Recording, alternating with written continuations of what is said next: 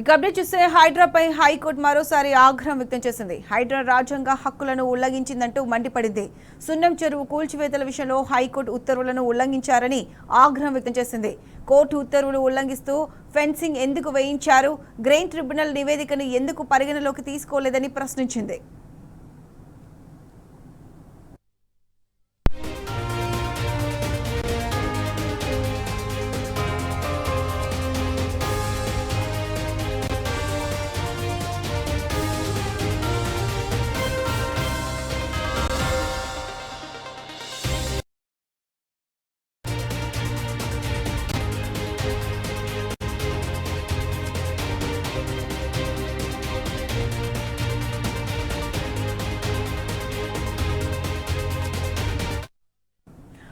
హైడ్రాపై high court మరోసారి ఆగ్రహం వ్యక్తం చేసింది. హైడ్రా రాజ్యాంగ హక్కులను ఉల్లంఘించిందంటూ మండిపడింది.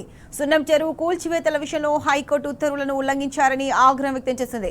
కోర్టు ఉత్తర్వులు ఉల్లంఘిస్తూ ఫెన్సింగ్ ఎందుకు వేయించారు, గ్రెయిన్ ట్రిబ్యునల్ నివేదికను ఎందుకు పరిగణలోకి తీసుకోలేదని ప్రశ్నించింది. ఇదే అంశానికి సంబంధించి పూర్తి అప్డేట్స్ మా క్రైమ్ బ్యూరో చీఫ్ భాస్కర్ అందిస్తారు. భాస్కర్, చెప్పండి. హైడ్రాపై హైకోర్టు మరోసారి ఆగ్రహం వ్యక్తం చేసింది. హైడ్రా రాజ్యాంగ హక్కులను ఉల్లంఘించిందంటూ మండిపడింది. సున్నం చెరువు కూల్చివేతల విషయంలో హైకోర్టు ఉత్తర్వులను ఉల్లంఘించారంటూ ఆగ్రహం వ్యక్తం చేసింది. కోర్టు ఉత్తర్వులు ఉల్లంఘిస్తూ ఫెన్సింగ్ ఎందుకు వేయించారని కూడా ఈ సందర్భంగా హైడ్రాపై హైకోర్టు ఆగ్రహం వ్యక్తం చేసింది.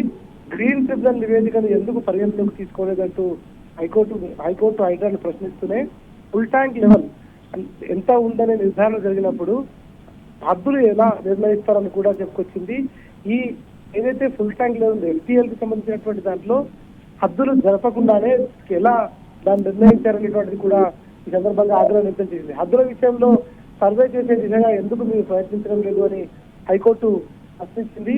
సున్నం చెరువు సిహెచ్ కాలనీలో ఉన్న వారిపై హైడ్రా చర్యలు రాజ్యాంగంలోని ఆర్టికల్ 300A ప్రకారం హక్కుల ఉల్లంఘనకు దారితీస్తుందనేటువంటి అంశాన్ని మీరు గుర్తుపెట్టుకోవాలంటూ కూడా హైకోర్టు హైడ్రాకు సూచన చేసింది. సిహెచ్ కాలనీ వాసుల స్థలంలో ఫెన్సింగ్ వేయడం, కూల్చివేయడం లాంటివి ఇక ముందు చేయకూడదనేటువంటిది హైడ్రా హెచ్చరికలు జారీ చేస్తూ ఇప్పుడు ఉన్నటువంటి పరిస్థితిని యథావిధిగా కొనసాగించండి, అక్కడ ఎలాంటి చర్యలు చేపట్టకూడదు, కూల్చివేతలు కావచ్చు, ఫినిషింగ్లు కావచ్చు, ఎఫ్టీఎల్ లో నిర్ధారించకుండా ముందుకు వెళ్ళడం కావచ్చు, ఇట్లాంటి వాటిని ఏవి కూడా చేయకూడదంటూ చెప్పుకొచ్చింది. హైడ్రాకు అనేక సందర్భాలలో హైకోర్టులు దివాట్లు పెట్టినా కూడా హైడ్రా పద్ధతి మాత్రం మారడం లేదు. ప్రస్తుతానికైతే మరోసారి ఇవాళ రాష్ట్ర అత్యున్నత న్యాయస్థానం హైడ్రాను తీవ్ర స్థాయిలో హెచ్చరించినటువంటి పరిస్థితి కనిపిస్తోంది.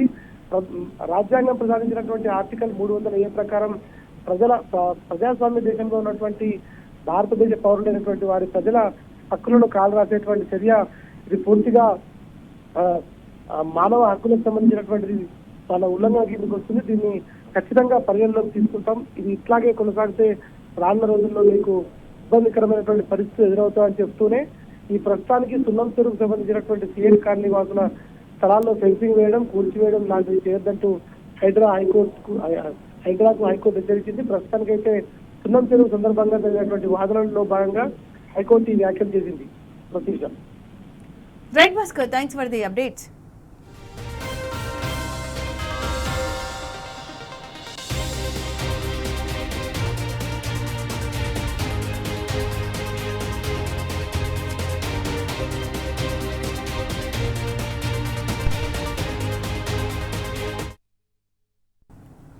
హైడ్రా పేరు వింటేనే పేదల గుండెలు గుబేల్మంటున్నాయి. ఏడాదిగా పెద్దోళ్లను వదిలిపెట్టి పేదోళ్ల నిర్మాణాలపైనే దూకుడుగా వ్యవహరిస్తుంది హైడ్రా.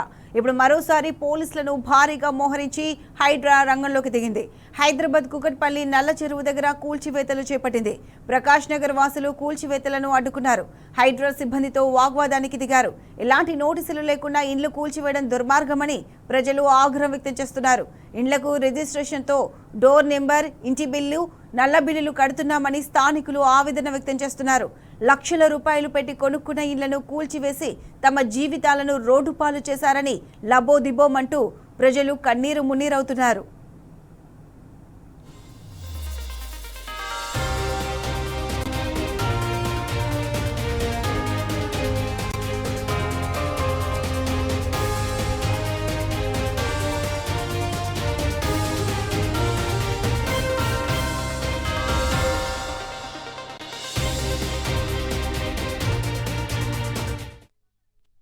ఒక నోటీస్ అని ఇవ్వాలి మాకు.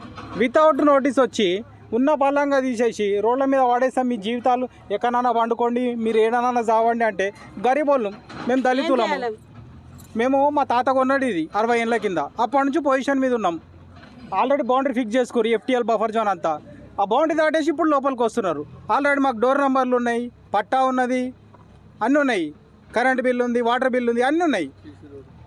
సీసీ రోడ్లు వేసారు గవర్నమెంటే. ఎట్లా వేసారు? డ్రైనేజ్ చేసింది గవర్నమెంటే. ఎట్లా వేసారు?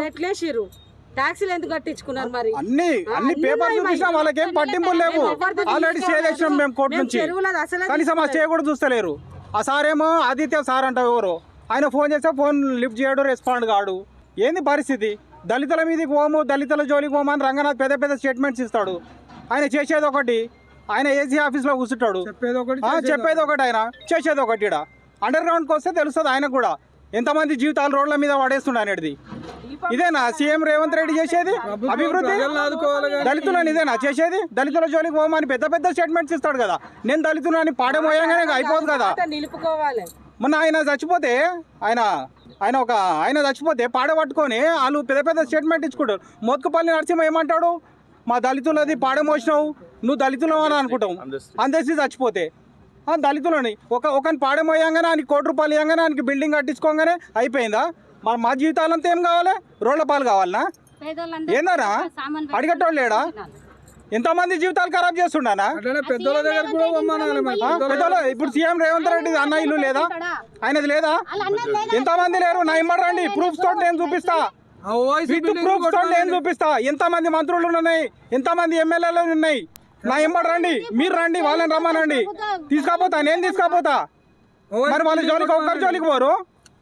ఫెన్సింగ్ వేసిర్రు, మేము ఇల్లు కట్టుకున్నాక వాటిని పేదోళ్ళ దళితుల తీసుకొచ్చి ఇప్పుడు మేము ఖాళీ చేయరి, మేము గూలగొట్టేస్తామంటే మేము ఏడు ఉండాలి?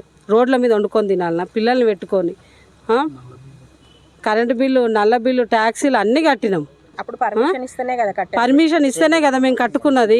ఇప్పుడు వచ్చి మమ్మల్ని ఇబ్బంది పెట్టి మేము కాల్ చేయండి, మేము గూలగొట్టేస్తాము అంటే మేము ఏడు ఉండాలి? మా పిల్లల్ని పెట్టుకొని మేము ఎక్కడ చేయాలి? డోర్ నంబర్లు ఉన్నాయి, అన్నీ ఉన్నాయి మాయి, అన్నీ ఉన్నాయి మాయి. కరెంటు బిల్లు, నల్ల బిల్లు, ట్యాక్సీలు అన్నీ ఉన్నాయి. ఎట్లా గూలగొడతారు? ఎట్లా చేస్తారు? దళితుల మీద ఇట్లనేనా పడేది? మా తాత ముత్తాతల నుంచి ఉన్నది ఇది ప్లేసు. మేము ఎవరిది అక్రమంగా తీసుకున్నది కాదు. ఇది వాళ్ళు సంపాదించిన దాంట్లోనే మేము కట్టుకున్నాము. అది కట్టుకున్నదిగా ఇప్పుడు ఆ ఫెన్సింగ్ కూడా చూసే వేసిర్రు. ఈరోజు ఎట్లా దాన్ని ఇది చేస్తారు? రోజు వచ్చి కాల్ చేయండి అన్నారు. ఎంబడే నైట్ మేము కాల్ చేసి సామాన్లు అన్ని బయట పెట్టుకున్నాం. రోడ్డు మీద వండుకున్నాం. రోడ్డు మీద ఒక రోజు ఉపాసం ఉన్నాం అందరం. మేము వాళ్ళందరూ చూసిరు కూడా. మేము అన్ని చాడదాం. మరి ఈ వయసు పిల్లలు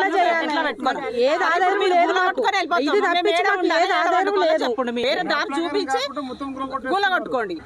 ఇప్పుడు వేరే దారి లేకుండా పిల్లలను పిల్లలను వాళ్ళందరినీ వదిలేసి ఆడపిల్లలు మేము ఆడలం ఏడ వండుకోవాలనుకుంటున్నాడు వాడు.